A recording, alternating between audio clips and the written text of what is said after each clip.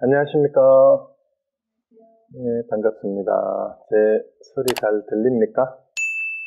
네, 안녕하십니까. 네, 안녕하세요, 선생님. 한국 많이 덥죠? 무더위가 시작됐다고 그러는 것 같은데. 괜찮아요? 네, 목소리 되게 감 좋습니까? 좋습니다.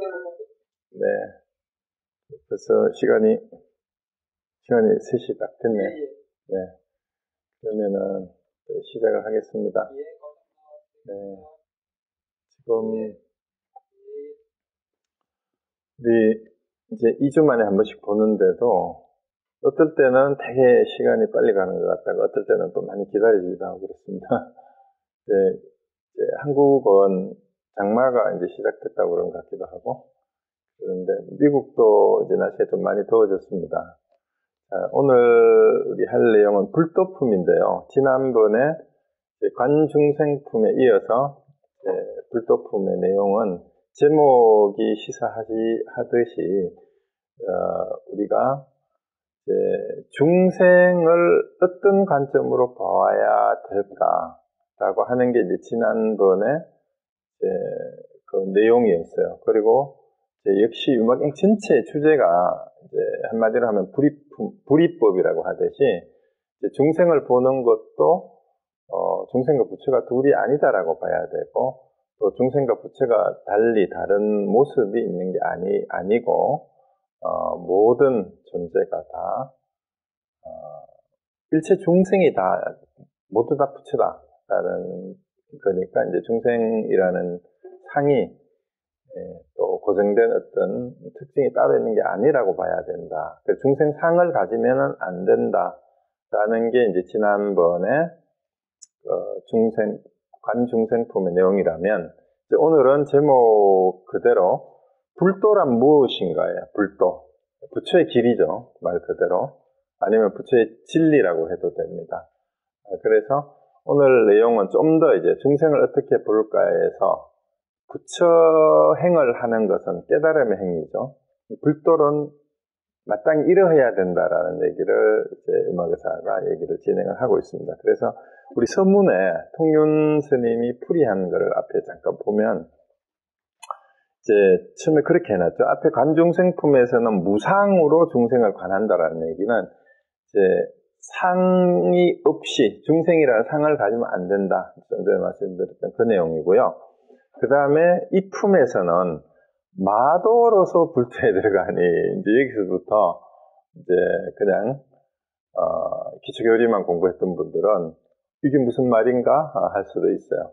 마도는 마구니의 도잖아요. 악마의 도, 사탄의 도. 그걸 통해서 불도로 들어간다. 이렇게 얘기를 해요. 그리고 여기서도 역시 이 유마경의 주제는 방금 뭐라고 말씀드렸죠? 불이법, 둘이 아니다. 마도와 불도가 둘이 아니다라는 얘기를 이렇게 마도로서 불도로 들어간다. 이렇게 얘기를 합니다. 그래서 결국은 이제 마도하고 불도를 구분하는 게, 세상 사람들은 그 뒤에 이어지는 말이 이제 중생을 관한적 미워하고 사랑하는 마음이 없는 까닭에, 그러니까 세상 사람들은 마구니의 도는 미워하고 증오하고 죽이고 원수가책이고 이런 거고, 부처님의 도는 사랑하고 자비를 베푸고 이런 거라고 생각하는데, 사실은 미워하고 사랑하는 마음 둘 다 없어야 된다라는 그 얘기를 지금 하고 있는 겁니다. 그래서 원친이 평등하다. 그러니까 원수하고 가족이, 친족이 이게 평등하다라는 그 얘기예요. 그래서 지나치거나 싫어함도 없고, 말도로서 불도에 들어간 즉 마음에 염정이 없다라는 말. 물들고 깨끗하고, 그러니까 더럽고 깨끗하고 이런 게 없다라는 얘기예요. 그리고 보이는 모든 것에서 문득 도리를 얻는다. 이런 일체법이 자성이 없는 까닭이며 결정성이 없는 까닭이다. 자, 여기에서 이런 구절을 읽을 때 우리가 조심해야 되는 게 있어요. 공부를 하면서도 늘 놓치는 게, 깜빡깜빡 하는 게 뭐냐 하면, 지난번에 관중생품을 보면서도 우리가 보는 대상으로서 중생을 어떻게 본다라는 게 이제 중생에 대한 상이 맞는데, 자, 여기에서 되돌려야 되는 게 뭐냐 하면은, 항상 중생상이라고 했을 때, 우리가 서로 상자를 쓰지만, 밑에 어떤 번역본에는 요거를 이제 생각상자를 쓰기도 해요. 그런데, 관념이고 어떤 고정관념으로 본다라는 거잖아요. 그러면은 이 중생상의 주체가 누구예요? 어떤 대상에 대해서 고정관념을 가지는 주체가 누구예요? 내가 그렇게 보는 거잖아요. 그렇기 때문에 중생상이든 부처상이든 대상이 문제가 아니라 내가 상을 짓는 이 마음의 작용이 항상 문제인 거예요. 그래서 불교는 그것을 얘기를 하는 것이지 바깥에 있는 또 내가 바라보고 있는 마주하고 있는 대상에 대해서 얘기하는 게 아니에요. 그래서 여기도 이 부분의 문장을 읽을 때 모든 불교책이 마찬가지예요. 보이는 모든 것에서 문득 보리를 얻는다 이런 말을 읽으면 자, 보이는 모든 것에 보이는 것이 대상으로 생각을 하면 안 돼요. 왜요? 나한테는 그렇게 보이지만 그 보이는 것이 사실은 내가 상을 지어서 보는 거예요. 보는 거. 그러니까 문제는 보이는 것이 바깥에 있는 것이 문제가 아니라 항상 문제가 뭐예요? 내가 그것을 그렇게 보는 나가 문제인 거예요. 그래서 보이는 모든 것에서 문득 보리를 얻는 거는 예를 들어서 우리가 착각을 하는 게 이 세상에 두두물물이 다 부처 아님이 없다 이렇게 얘기를 하면 산도 부처고 바위도 부처고 마른 똥막대기도 부처고 짐승도 다 부처고 인간은 물론이고 그래서 돌이 부처고 나무가 부처다고 생각하는데 그게 아니에요. 보이는 모든 것에서 지혜를 진리를 얻지만 결국은 그 진리는 나무나 돌이나 상대에게 있는 게 아니고 얻는 내가 지혜를 바라는 것일 뿐이에요. 지혜를 깨닫는 것일 뿐이에요. 그래서 일체법이 그 이유가 뭐냐면은 일체법이라는 게 보이는 모든 대상이에요.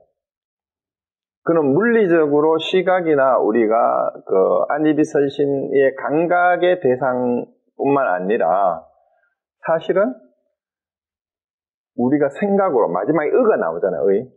마음으로서 뜻으로 짓는 마음속의 상 그것도 다 자성이 없어요.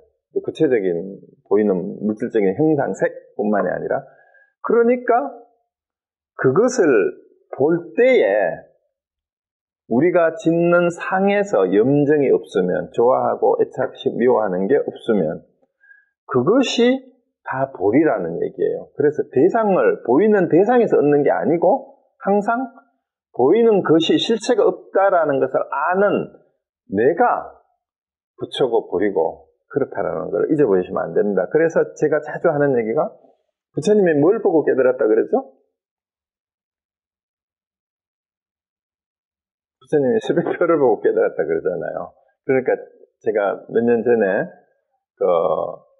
부처님이 새벽별을 보고 깨달았다라는 얘기는 우리 불자들은 다 들었는데 어느 출가한 스님이 이제 출가하고 나서 처음 선방에 안거를 동안거 하안거를 하잖아요. 안거를 해서 선방에서 결제를 했는데 이제 마침 동안거를 했대요. 그리고 부처님이 별을 보고 깨달았다는 날이 12월 8일이 성도절인데 그 성도절이 되면은 한국의 대부분의 선방들은 일주일 전부터 체라 용맹정진을 해요. 잠을 자지 않고 그렇게 하는데 이제 그 스님이 그랬대요. 나도 성도절날 아침에 새벽에 부처님처럼 새벽 별을 보고 깨달아야 되겠다라고 이제 발언을 하고 참선을 용맹정진을 하고 성도절 날 아침에 새벽에 이제 방선 시간에 이제 선방에 나가서 보니까 그해 그날따라 마침 날씨가 흐려가지고 먹구름이 꽉 끼어가지고 별을 못 봤대요. 그래서 못 깨달았대요. 그리고 그 다음 해에도 또 동안거를 했는데 원래는 제발 날씨가 맑아서 별을 볼 수 있었으면 좋겠다라고 이제 영명쟁지를 하고 성도들날 아침에 나가 보니까 진짜 날씨가 맑아서 하늘에 별이 충성하더래요. 그래서 이제 고개를 들어 하늘을 봤는데 하도 하늘에 별이 많아서 어느 별을 보고 깨달았는지 몰랐다고 그런 농담을 한 적이 있는데요. 여러분, 전에도 제가 이 얘기를 했어요, 한번. 우리 불교 기초요리 강의할 때. 했는데,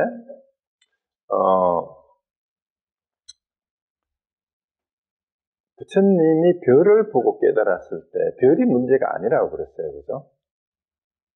별을 보는 나를 깨달은 거예요. 별을 보고 있는 자기를 깨달은 거죠. 그렇기 때문에 우리는 별을 보고 깨달을 수 있을 뿐만 아니라 형광등을 보고도 깨달을 수가 있어요. 달을 보고도 깨달을 수가 있고. 그래서 대상이 문제가 아니다라는 얘기를 다시 한번 말씀을 드립니다. 그리고 그 밑에 사익경을 통일스님이 인용을 해놨는데요. 이 무엇을 일러 여래께서는 번뇌의 법 가운데 청정을 설한다고 하는가. 그러니까 번뇌 가운데 청정함을 설한다 이 말이에요. 그래서 번뇌법의 성품을 얻을 수 없는 까닭에 이거는 왜 그래요? 번뇌법이든 이제 정법이든 자성이 없어요. 그러니까 무엇을 일러 여래께서는 정정법 가운데 번뇌를 설한다고 하는가 하는 것도 마찬가지죠. 탐착은 바로 정정법인 까닭이다. 이 얘기가 탐착과 정정법이 다 실체가 없어요. 그래서 거기에서 그 실체가 없음을 아는 데에서 이제 깨달음과 도리도 있기 때문에 이제 이렇게 얘기를 하는 거죠. 그래서 그 다음 페이지에 넘어갑니다. 288쪽을 보면 만약 두 가지 상을 짓지 않으면 비도가 문득 불도다. 그 두 가지 상이 뭐예요? 앞에 나왔던 다 두 가지죠. 번뇌와 도리. 그 다음에 청정법과 번뇌. 이렇게 해도 되고 여기 뒤에 나오는 비도와 불도. 이것도 다 두 가지 상이에요. 어떤 정도가 있고 도 아닌 게 있다라는 것도 다 상인데 그림자하고 형체, 그 다음에 소리하고 메아리를 예를 들어서 그 얘기를 해놨습니다. 상거사가 이제 그래서 이제 그림자를 보고 메아리를 들으면서 이제 형체와 소리에 대해서 그 근원을 제대로 알지 못하고 그 실제인 것으로 착각을 해서는 안 된다는 얘기를 해놨고요.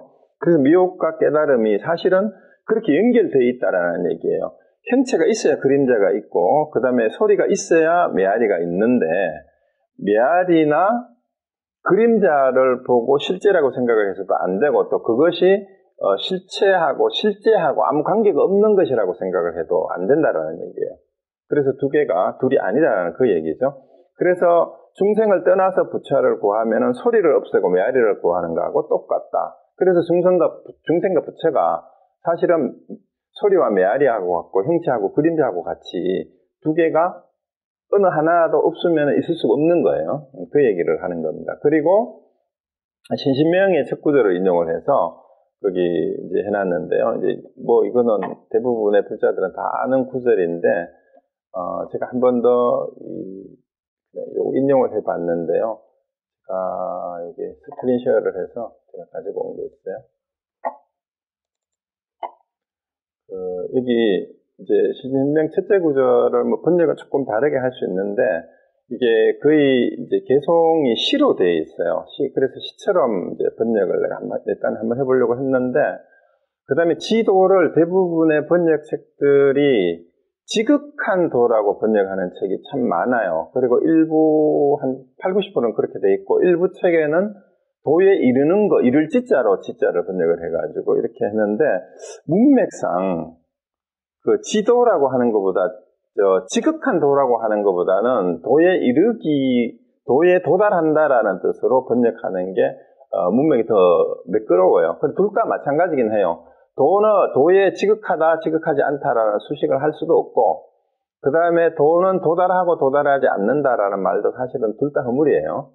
도에 이른다라고 표현을 하든 지극한 도라고 표현하든 그런데 이제 왜 도에 도달하는 것, 도에 이르는 걸로 하는 게 더 자연스러운가 하면 문맥상 그 다음 구절에 유혐 간택하고 단막 정해하는 주체가 수행자가 돼야 돼요. 공부를 하는 사람. 그래 공부를 하는 사람이 얘기를 하는 거는 이제 도를 얻고자 하고 이제 진리의 세계에 도달하고자 하는 그런 식으로 표현을 하면 문맥의 흐름이 더 자연스러울 것 같아서 저는 도에 이르는 것으로 지도를 번역을 하는 게 더 자연스럽다라는 생각이 듭니다.